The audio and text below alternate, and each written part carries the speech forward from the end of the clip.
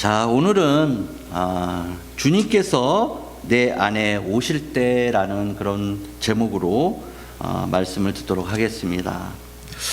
오늘의 본문은 종료주일에 주님이 십자가를 지시려고 예루살렘 성에 입성하신 후에 성전에 들어가셔서 생긴 일을 그리고 있습니다.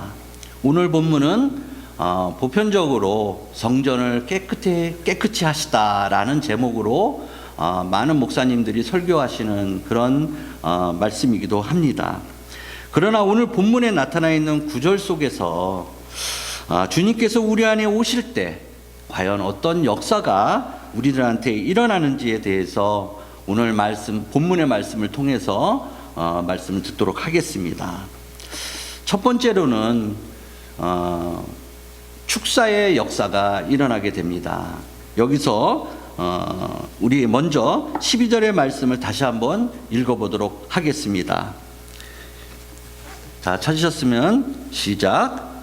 예수께서 성전에 들어가사 성전 안에서 매매하는 모든 사람들을 내쫓으시며 돈 바꾸는 사람들의 상과 비둘기 파는 사람들의 의자를 둘러 엎으시고 라고 말씀하고 있습니다. 오늘 본문의 장면은 바로 유월절 기간 중에 벌어졌던 그런 장면입니다. 여기서 먼저 축사의 역사라고 하는 것은 바로 사악한 것들을 축출해내신다 하는 그런 뜻을 담고 있는 것입니다. 그러니까 사악한 무리들을 내쫓으시는 우리 주님을 볼 수가 있다라는 것입니다.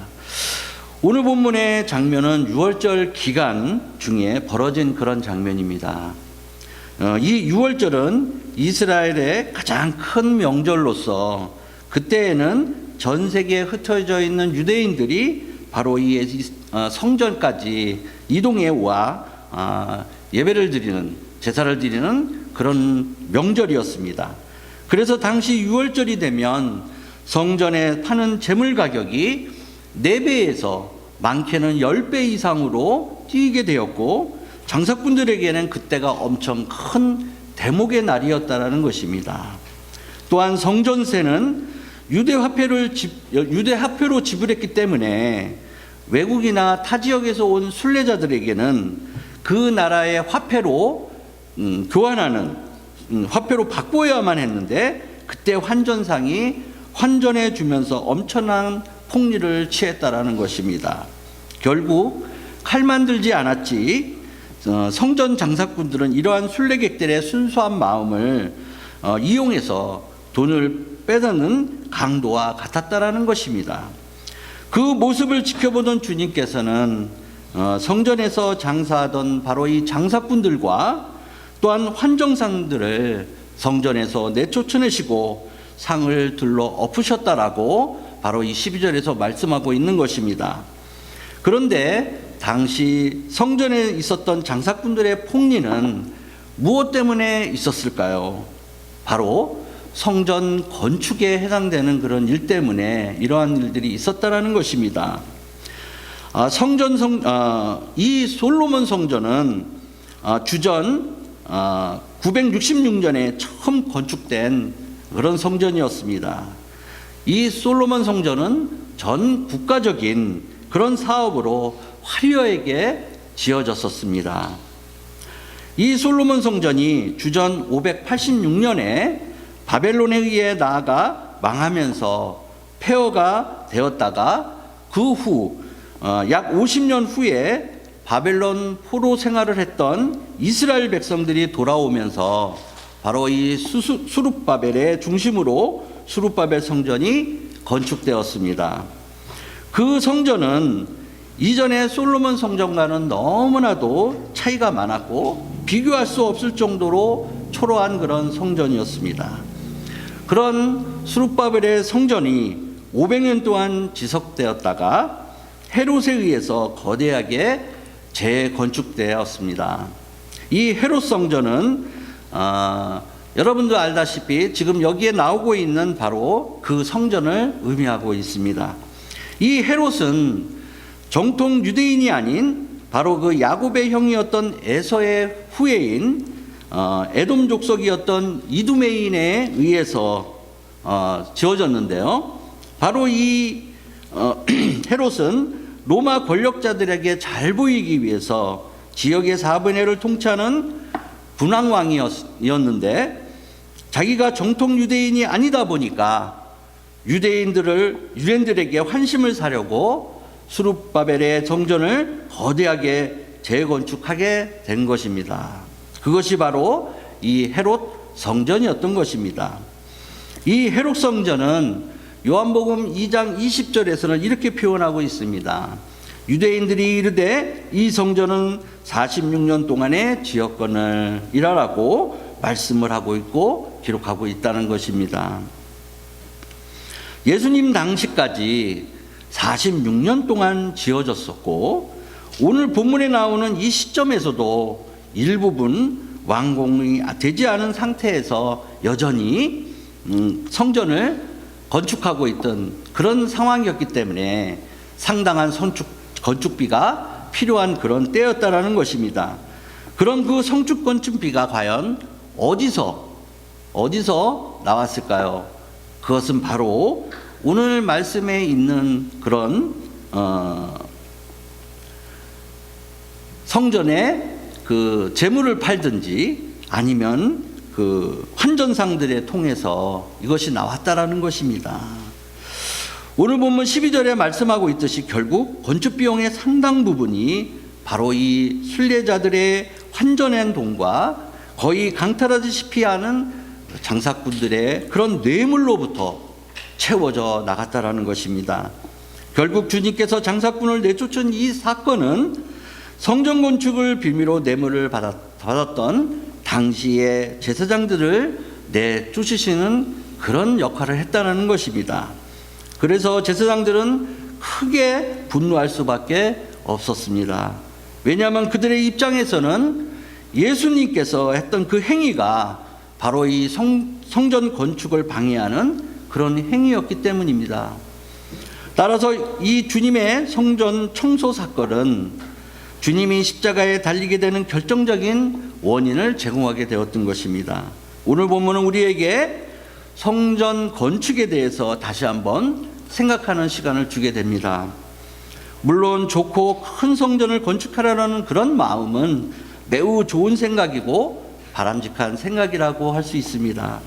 그러나 무리하게 성전 건축을 시도하고 또한 그 비용을 마련하기 위해서 교인들을 선동하고 현혹하며 또한 헌신을 강요하는 것은 오늘 본문과 같이 주님으로부터 성전에서 쫓겨나게 되는 일을 발생하게 한다는 것입니다.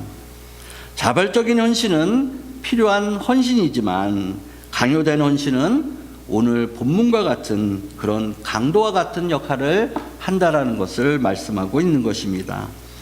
제가 이런 얘기를 하면 어떤 분들은 이렇게 얘기할 수도 있을 것입니다. 목사님은 선교센터를 통해서 양육하고 또한 훈련시키는 비전을 가지고 있지 않습니까?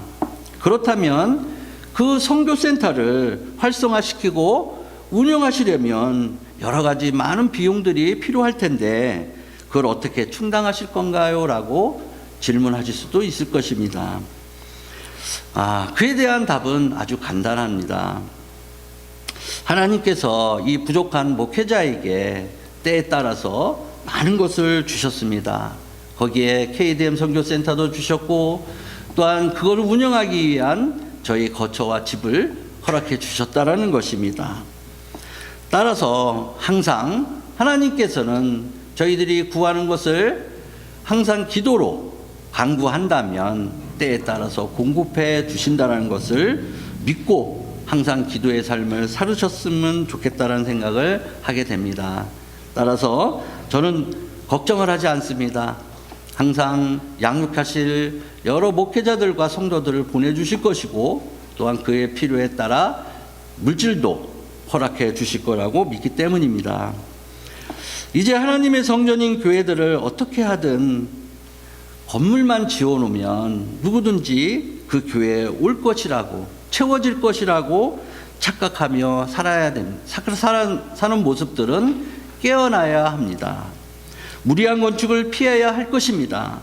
건축에 대한 믿음은 헛된 야망의 산물이라고 할 수 있기 때문입니다.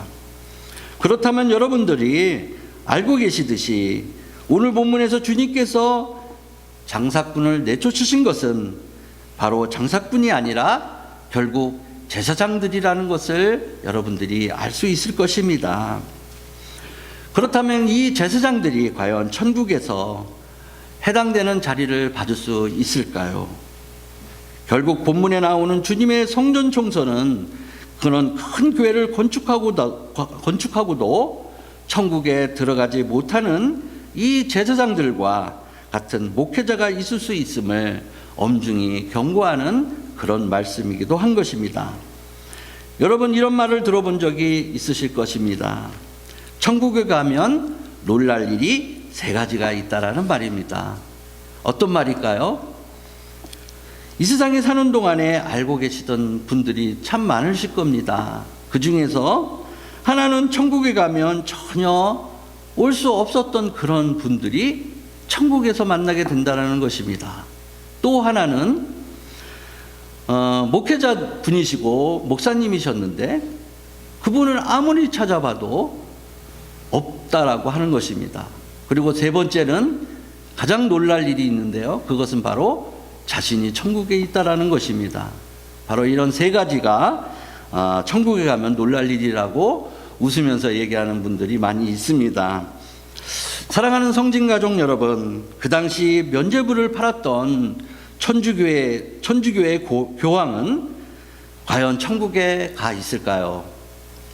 아무도 모르지만 아마 본문에 나오는 주님의 분노와 주님의 조치사항을 보았을 때 아마도 천국에 있기는 힘들지 않았을까 하는 생각을 해봅니다. 이 문제는 목회자도 속고 성도도 속을 수 있는 그런 쉬운 문제입니다. 언뜻 생각하면 이런 생각이 듭니다. 어떻게 저렇게 큰 교회를 설립하신 그런 큰 목사님께서 천국에 못 갈 수가 있을까? 그러나 큰 교회 목사라는 것이 천국에 가는 그런 보증수표는 아니라는 것입니다. 천국은 진실하고 또한 믿음이 있는 구원받은 성도가 가는 곳이고, 또한 천국의 큰 상급은 진실하게 헌신하고도 이 땅에서 영광을 적게 받은 분들이 가는 그런 하나님의 나라라는 것입니다. 진실한 모든 성도님들은 외형적인 것에 숭배하거나 또한 추구를 하는 모습을 버려야 할 것이옵니다. 그리고 주님을 마음의 중심에 모시고 우리 마음 속에 있는 물질의 신을 내쫓아야만 합니다. 더 나아가 물질을 벌려는 목적으로 교회에 오시는 그런 분들은 절대 있어서는 안 된다는 것입니다. 물질에 대한 욕심은 진실한 신앙을 막는 최대의 적이며 아주 큰 요소라는 것입니다. 물론 열심히 땀을 흘려 돈을 벌어야만 합니다. 그러나 돈의 노예가 되지 말아야 하고, 하나님이 원하시는 선교와 구제에 힘을 쓰며 돈을 잘 관리하여야 한다는 것입니다. 바로 그때 우리의 주님의 임재와 은혜를 체험하게 될 것을 저는 확신합니다. 또한 2번째로 주님이 우리 안에 오실 때 일어나는 역사는 회복의 역사라는 것입니다. 오늘 본문 13절 말씀을 다시 한번 같이 읽어보도록 하겠습니다. 그들에게 이르시되 기록된 바 내 집은 기도하는 집이라 일컬음을 받으리라 하였거늘 너희는 강도의 소굴을 만드는도다 하시니라. 아멘. 오늘 이 주신 말씀처럼 주님께서 장사꾼들과 환전상을 내쫓으내자 성전은 조용해졌습니다. 그때 비로소 주님께서 얘기하시는 기도하는 집으로서 본연의 모습을 회복할 수 있었다라는 것입니다. 그처럼 주님께서 오시면 이 어수선했던 삶이 차분하고 정리되는 삶을 살아갈 수 있게 된다는 것입니다. 특히 기도하는 마음과 예배하는 마음이 회복된다는 것입니다. 저도 가끔 예배를 드릴 때 예배 분위기가 어수선하면 말씀을 듣거나 또한 전하기가 힘들 때가 있습니다. 예배를 드릴 때는 먼저 예배를 위한 마음의 준비도 잘 갖추어야 하는 것이고, 또한 최소한 예배가 시작되기 10분 전에는 기도로 마음의 준비를 하고 경건한 자세 속에서 예배에 임하는 그런 훈련이 되어야 할 것입니다. 그 이후에 예배에 임하신다면 아마도 더 큰 은혜가 여러분들의 마음속에 와 닿을 것이라고 믿습니다. 또한 예배를 임하는 자세를 보면 얼마나 하나님을 사모하고 사랑하고 있는지를 볼 수가 있습니다. 또한 그 간절함에서 주님의 임재와 은혜가 그 마음속에 있다라는 것을 엿볼 수가 있다라는 것입니다. 또한 세 번째로 주님이 우리 안에 오실 때의 역사는 치유의 역사가 일어난다는 것입니다. 오늘 본문 14절의 말씀을 또 다 같이 한번 읽어보겠습니다. 맹인과 저는 자들이 성전에서 예수께 나아오매 고쳐주시니라. 아멘.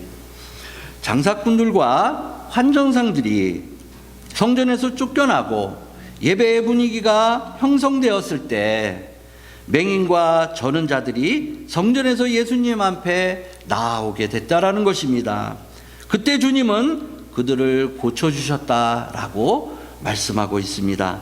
주님은 문제만 지적한 것이 아니라 바로 이 해결책까지도 주시고 있다라는 것입니다. 또한 문제를 해결해 주실 때 그들에게 필요한 기적적인 치유도 허락해 주셨다는 것을 우리는 볼 수 있습니다.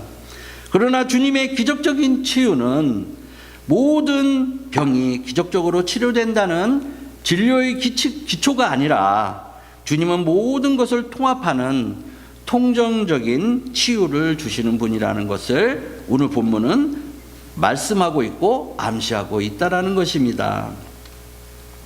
그런 의미에서 성령 충만하다고 해도 어떤 병이나 질병에 대한 기적적인 치료가 반드시 일어난다고 보기는 어렵다는 것을 말씀하고 싶습니다.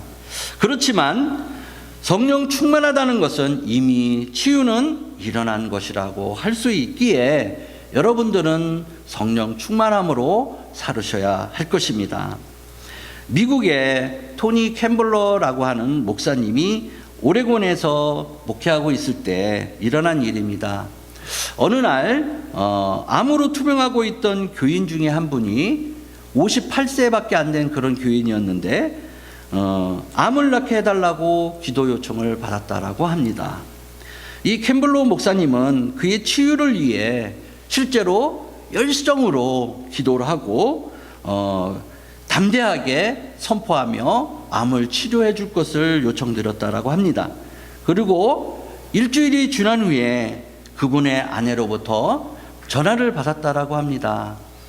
그 목사님은 어떤 일이지 하고 그 아내분의 전화에 관심을 가졌다고 합니다. 목사님이 제 남편의 암의 치유를 위해 기도를 해 주셨지요 라고 전화를 하시더라는 겁니다. 암이 나았다는 얘기인지 아니면은 또 어떤 일인지 잔뜩 기대하고 그녀의 말을 계속 집중해서 들으셨는데 그 아내분이 말씀하시기를 저희 남편이 죽었답니다 라고 얘기를 했다는 겁니다. 그래서 목사님은 이제 당황하기 시작했겠죠. 기도를 했음에도 불구하고 얼마 되지도 않은 기간 안에 그 남편이 그 성도가 죽음을 임했기 때문에 많이 당황했을 것입니다. 그래서 잔뜩 긴장하고 있는데 그 아내분께서 얘기하시기를 자신의 남편은 목사님에게 기도를 요청할 당시에 상당히 많은 그 분노, 여러 가지 일로 분노에 가득 차 있었다라고 말을 했다고 합니다. 자녀와 손자들이 성장하는 것을 보지 못하고 또한 58세에 죽을 생각을 하니 너무 억울하다라고 가끔 하나님을 저주하기도 했다라는 것입니다. 그리고 그 모습을 볼 때마다 주위 가족들도 함께 너무나 괴로워했다라는 것을 말하고 있습니다. 그런데 목사님이 치유의 기도를 해주신 후에 저의 남편이 평화와 기쁨이 생긴 상태에서 하나님의 나라로 갔다라는 것을 얘기하고 있습니다. 목사님께 너무나도 감사하다라는 말씀을 전했다는 것입니다. 지난 3일 동안은 그들의 삶 속에서 가장 행복한 시간을 보냈다라고 고백을 받았다라는 것입니다. 우리는 찬양을 드렸고 또한 웃었고 성경을 읽었으며 간절히 기도했다라고 말씀하고 있습니다. 저는 목사님이 남편을 위해 기도해 준 것에 대해 너무나도 감사하다라고 그 아내분이 얘기했다라는 것입니다. 바로 이 가족은 마지막 3일 동안에 하나님의 그런 축복을 받았다라는 것입니다. 남편은 암을 치료하지는 못했지만 치유되었다라는 것입니다. 주님께서 우리 안에 오실 때 어떤 질병에 대한 치료는 없을 수도 있지만 반드시 치유는 있다는 것을 믿으시면 아멘 하시기 바랍니다. 물론 주님이 함께 하시면 육체적인 치료의 역사도 있을 수 있을 것입니다. 그렇지만 하나님의 섭리에 따라 육신적인 치료가 없다고 할지라도 주님께서 임재하시고 성령이 충만하게 될 때 우리 안에 감정적인 치유, 또한 정서적인 치유, 영적인 치유가 반드시 일어난다는 것이며, 또한 천국에 들어갈 마지막 때가 되면 온전한 치유의 역사가 일어난다는 것을 믿으시길 바랍니다. 아멘. 또한 네 번째로는 주님이 우리 안에 오실 때의 역사는 찬송의 역사가 일어난다는 것입니다. 오늘 본문 15절로 16절까지 두 절을 같이 한번 또 읽어보도록 하겠습니다. 대제사장들과 서기관들이 예수께서 하시는 이상한 일과 또 성전에서 소리질러 호산나 다윗의 자손이여 하는 어린이들을 보고 노하여 예수께 말하되 그들이 하는 말을 듣느냐. 예수께서 이르시되 그렇다. 어린아이와 젖먹이들의 입에서 나오는 찬미를 온전하게 하셨나이다 함을 너희가 읽어본 일이 없느냐 하시고. 아멘. 당시 대제사장들과 서기관들은 세 가지로 분노했습니다. 첫째는 예수님이 장사꾼과 이 환전상들을 성전에서 쫓아낸 것에 대해서 처음 분노했습니다. 또한 두 번째는 성전에서 맹인들과 저는 자들을 치유한 것을 보고 질투심에 분노하고 분노가 더 심해졌다라는 것입니다. 또한 세 번째로는 치유의 역사가 일어난 것을 보고도 어른들은 제사장들의 눈치를 보느라 아무도 찬양하지 않았지만 아이들은 메시아에게 붙이는 호칭이었던 바로 이 호산나 다윗의 자손이여라고 순수하고 온전하게 찬미하자 분노가 크게 달았다라는 것입니다. 이런 이유로 결국 참지 못하고 제사장들과 서기관들이 왜 아이들이 당신을 찬송하는 것을 그냥 보고만 있느냐, 그것은 신성 모독인 줄 모르느냐라고 따지들 때 주님은 말씀을 인용해서 순수한 아이들의 찬미를 받아들이셨다라는 것입니다.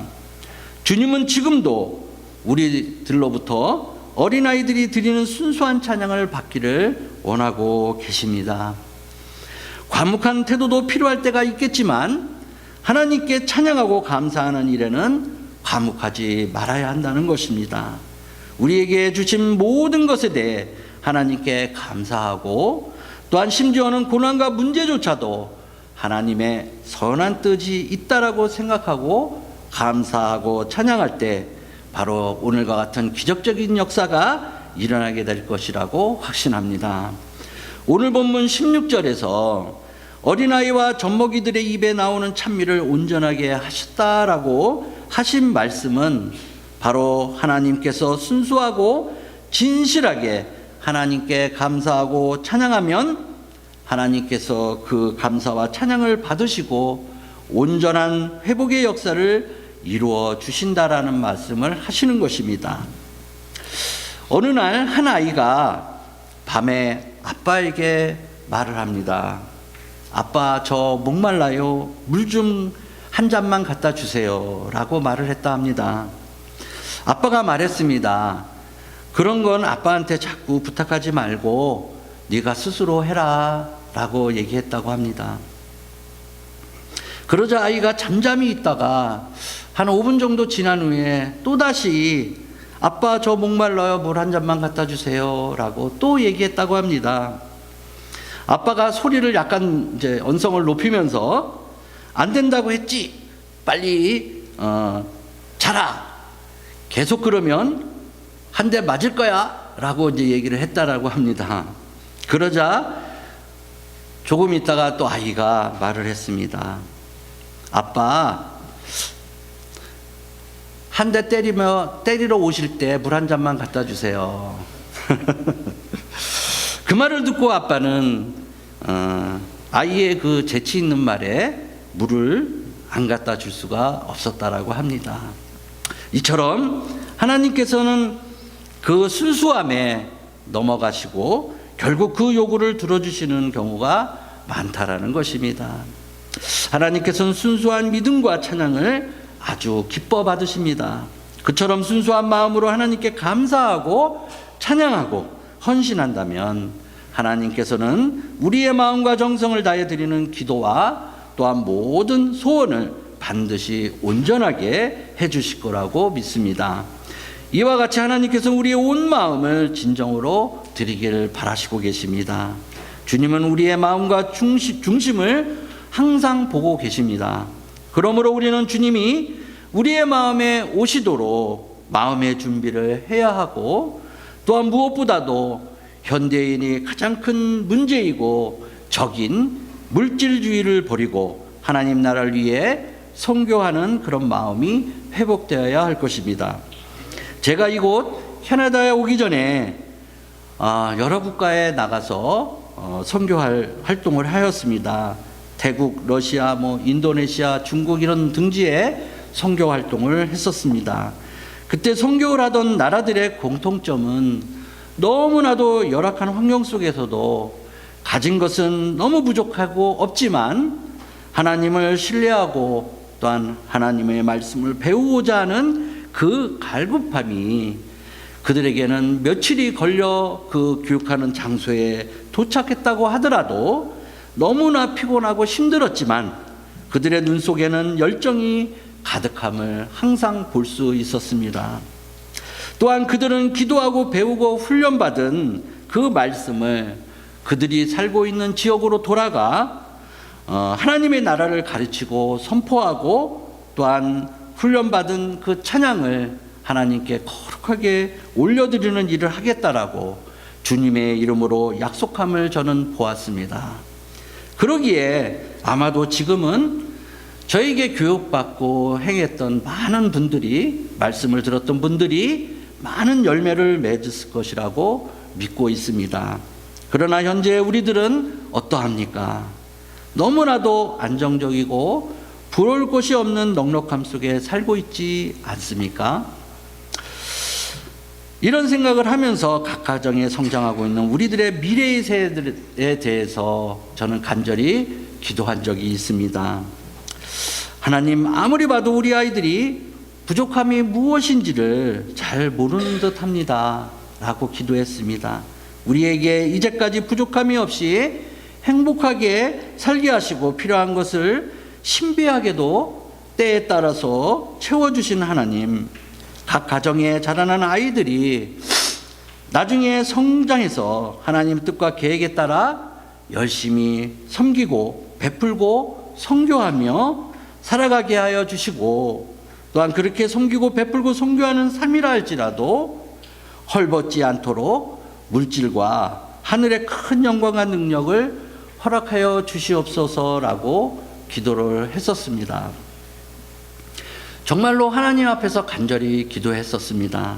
그때 하나님께서 저에게 주신 하나님의 말씀 구절이 있었습니다. 바로 그 시편 37편 25절의 말씀인데요. 그 말씀은 이러합니다. 내가 어려서부터 늙기까지 의인이 버림을 당하거나 그 자손이 걸식함을 보지 못하였도다 라고 하신 말씀입니다. 제가 의인이라는 말씀은 아닙니다. 그러나 그 말씀대로 의인의 자손들은 걸식함이 없다라는 것을 저에게 주신 말씀입니다. 이 말씀은 엄청난 확신을 저에게 주신 말씀이고 우리의 자녀들은 의인의 자손들이기에 반드시 하나님의 축복 속에 주님의 뜻 안에서 행복한 삶을 살아야 할 것이라는 사실을 확신하게 되었다라는 것입니다. 오늘의 말씀을 정리해 보겠습니다. 주님께서 성전을 깨끗하게 하신 이유에 대해서 오늘 말씀을 통해서 살펴보았습니다. 성전을 청소하신 후에 악의 세력이 물러나게 되는 그런 축사의 역사가 일어나게 되었고, 그러므로 인해 성전의 본래의 모습인 기도의 집으로서 회복되는 역사가 일어나게 되었습니다. 또한 기도의 회복으로 인해 치유의 역사가 일어난 것을 보았고, 또한 순수하고 온전한 찬양의 역사가 일어나는 것, 그런 사건을 우리는 보게 되었습니다.